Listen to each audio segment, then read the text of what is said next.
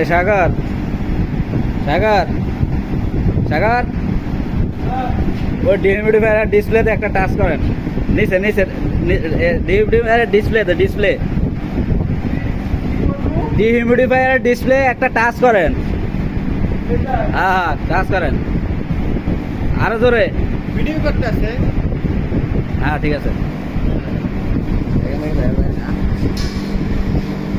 I তো শুই দিন ক্যামেরা ক্যামেরা ফুটিজ দরকার লাগে।